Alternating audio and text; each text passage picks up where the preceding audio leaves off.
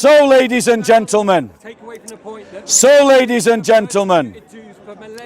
I want to say to you who call yourselves Christians, I want to address Christians and the churches. Think about how feckless and how useless our pastors and our bishops are. These so-called leaders of the church that have zero political ambition for the Christian community, zero political vision for the Christian church. They have never called you to any greater act of Christian solidarity than simply to pray in your churches for persecuted Christians. Ladies and gentlemen, I want to say to you that if all that your pastors and your priests and your bishops and your church leaders have ever done is call you to pray or fill out a petition or give a donation for the persecuted church, that they have failed you. They have failed to give you real discipleship in the Lord and to teach you a genuine Christian political vision. We Christians must be out on the street in our thousands, ladies and gentlemen, to raise a voice for Christians who are being persecuted around the world. This month, November month, is the month about awareness of Christophobia. It's a Christophobia awareness month. How many of you knew that? How many of you have even heard of that? We must cultivate political aspirations within the church that meet the needs and the requirements of the body of Christ as we require a political agenda. And that starts with the persecuted church. It starts with our brothers and sisters who are being discriminated against. I am saying to you that you should be more like all of the other groups that protest, that you yourselves should be protesting on the streets to raise awareness about the persecuted church. Any questions or comments by those who have not been interrupting me on any point that I've been speaking?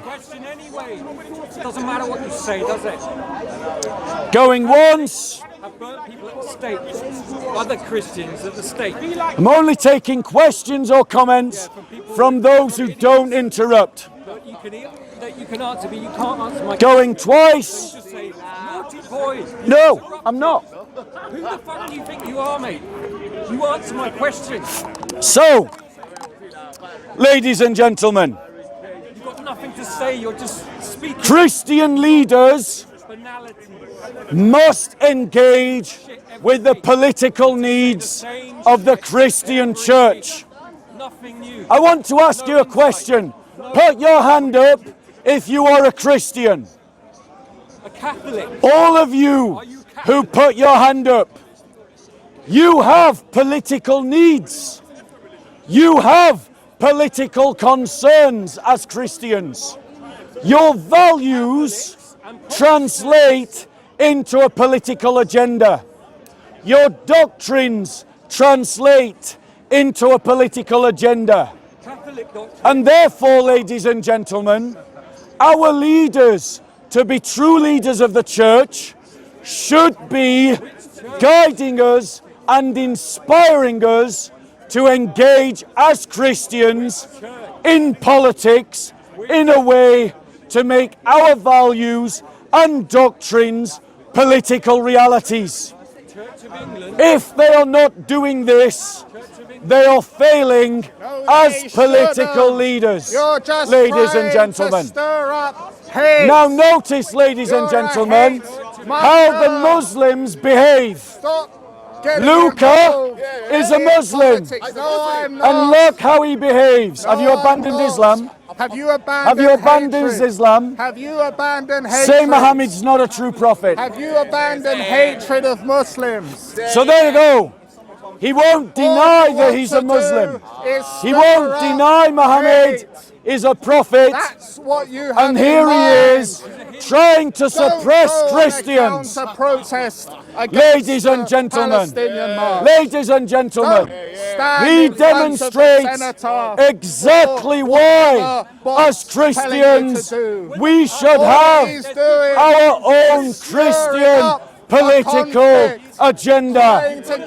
And we must stir ourselves up to stand against people like this, because Muslims like this demonstrate how they will treat us when they are in the majority.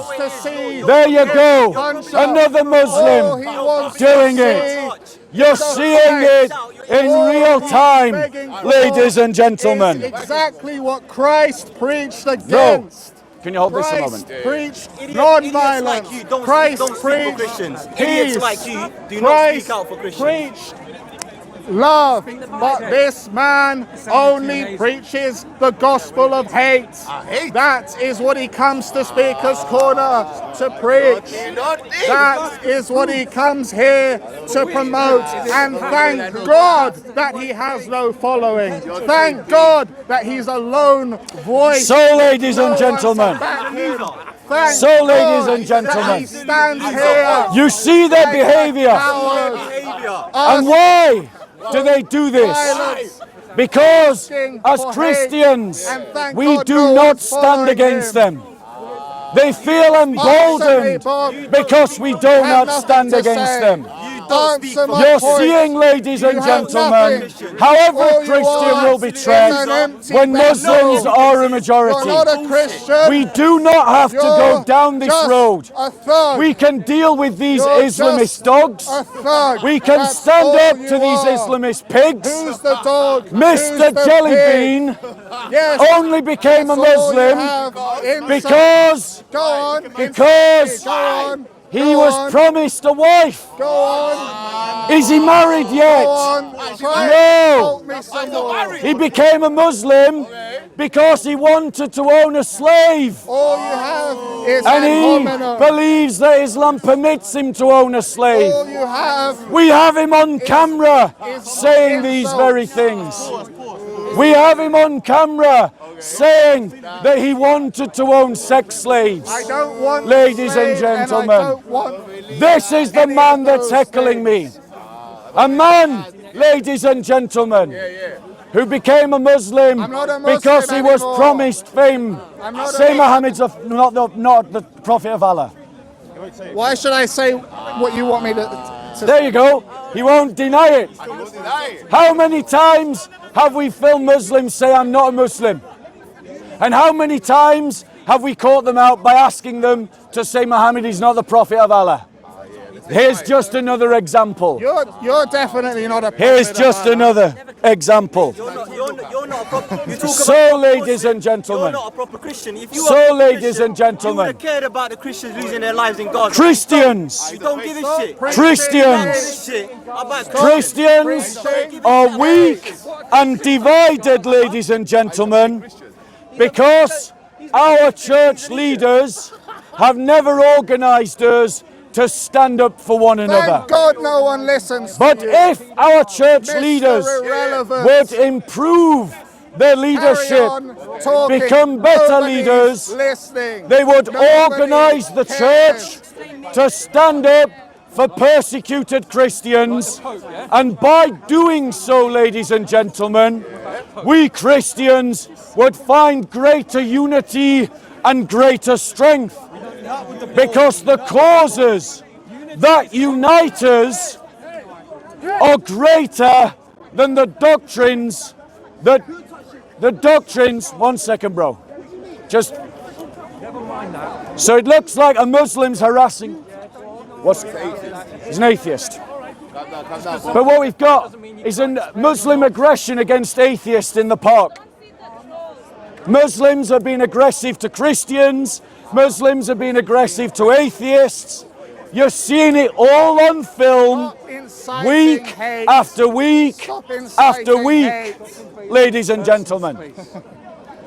As Christians, we should be motivated by our love for our brothers and sisters who are suffering at the hands of Islamists. Show some love towards We should be Muslims for a motivated change. by our love for our atheist neighbour who are suffering at the hand of atheists, of Islamists. Say you love Muslims, boy. And ladies and gentlemen, we should show love to Muslims by freeing them from the clutches and the poison of Islam. Ladies and gentlemen. There's no but. Just So, you love Muslims. ladies and gentlemen. Don't qualify the statement. So, ladies and gentlemen. So, ladies and gentlemen. Christians. No, I'm not debating Luca. You can't. So, ladies and gentlemen. You can't face me. So, ladies and gentlemen. Ignore me. Mr. Jellybean doesn't get to dictate nothing to me. So, ladies and gentlemen, nobody's Mr. Jellybean's dimmy, and being heckled is part of Speaker's Corner. I never said you were. You just have to put up with it if you're going to give a speech. Yes, you do. So, ladies and gentlemen, very well, are you? as Christians, ladies and gentlemen, we should learn. Are you all right, brother? Are you a Christian? Absolutely. So he was being harassed. So a Christian was being harassed by a Muslim. Thank you. So let's talk, brothers. Yeah, he is a Muslim, actually. He is a Muslim. Yes, he is. So, ladies and gentlemen, Christians should learn from the pro-life movement. The only political issue that Christians have managed to organize themselves on properly is the pro-life movement.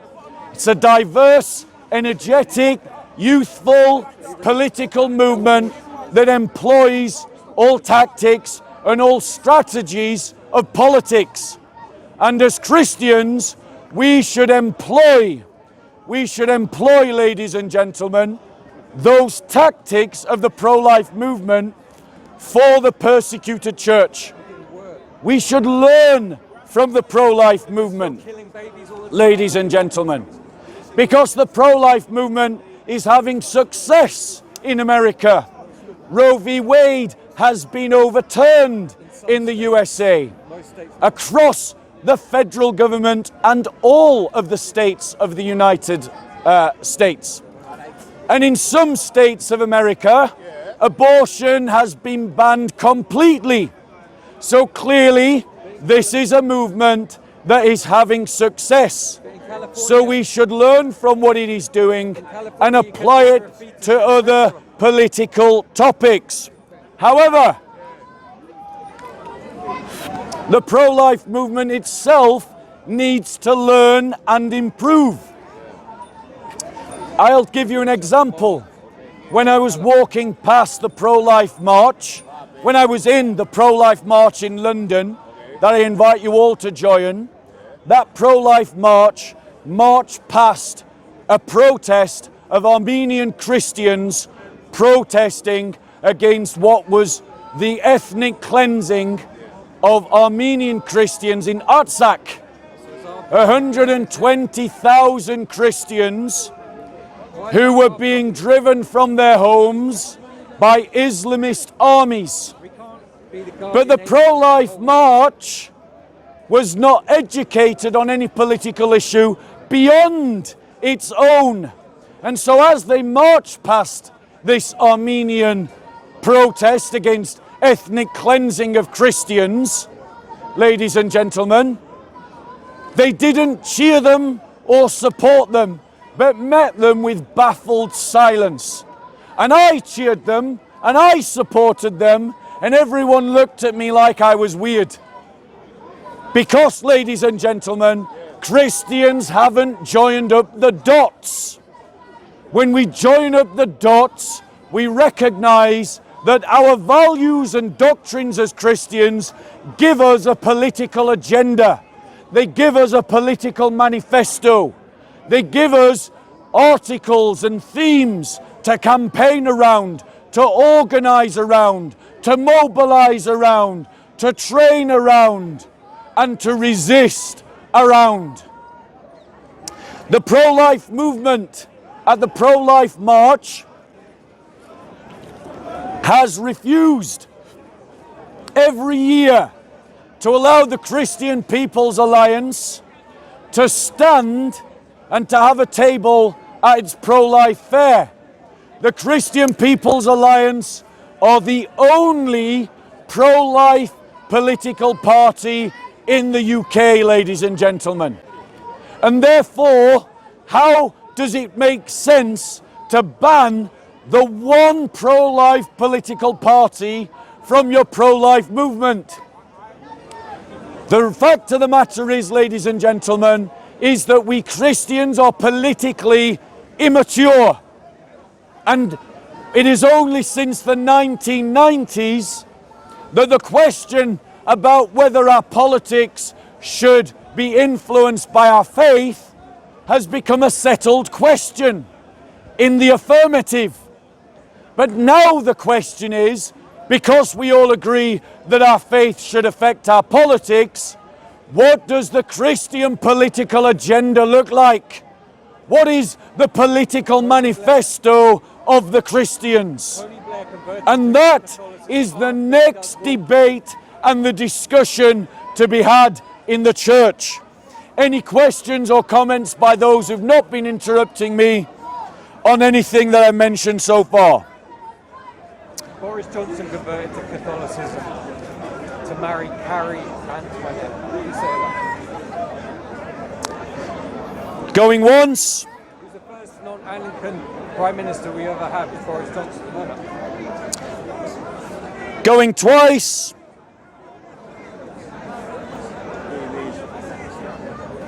Okay, ladies and gentlemen, I want to talk about, in connection to this same topic, Open Doors.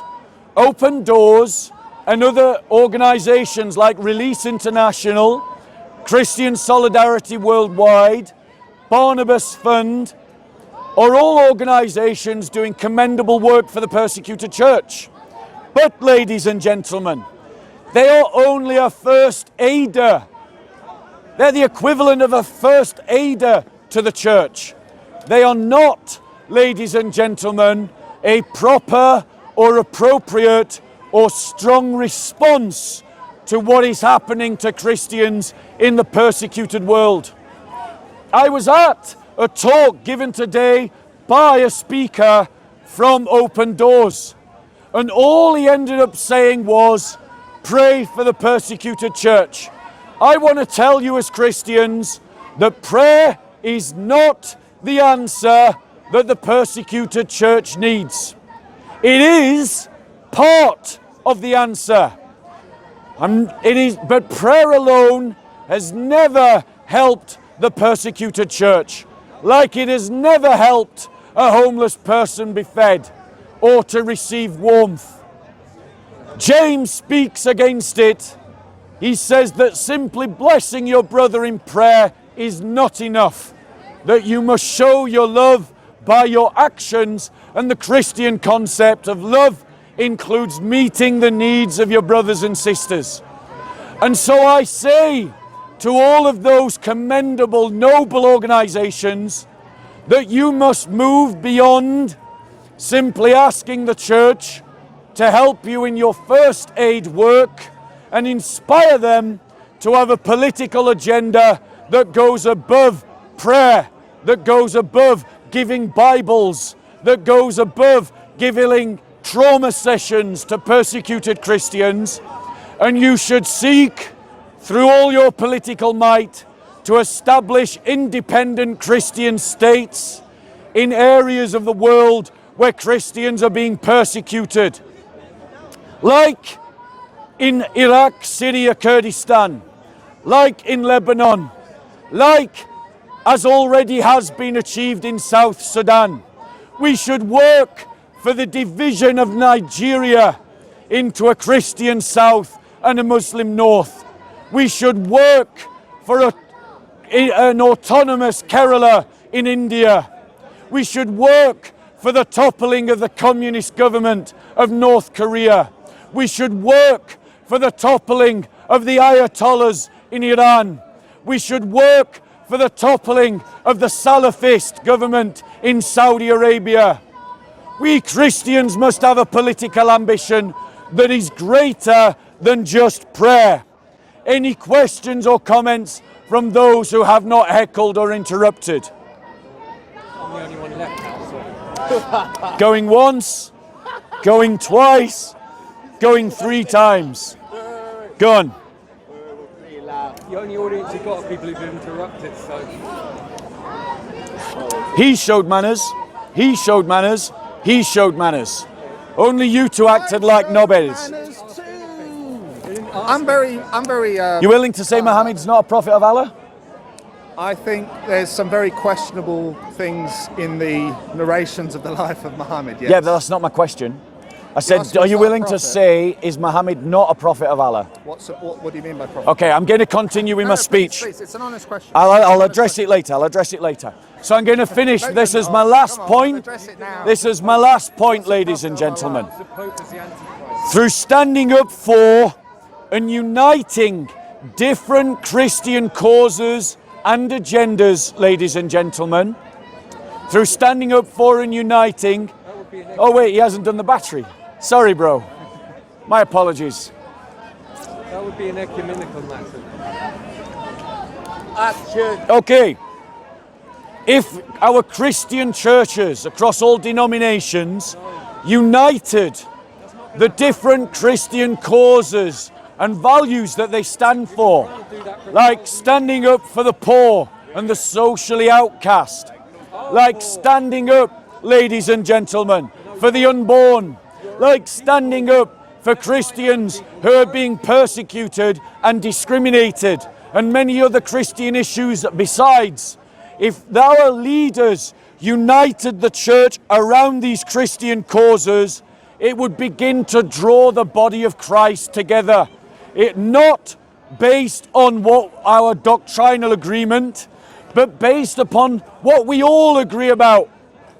And in that unity, ladies and gentlemen, we could have greater impact, and we could draw people into the orbit of the church, in which, by drawing them into the orbit of the church, effective evangelism could then be done.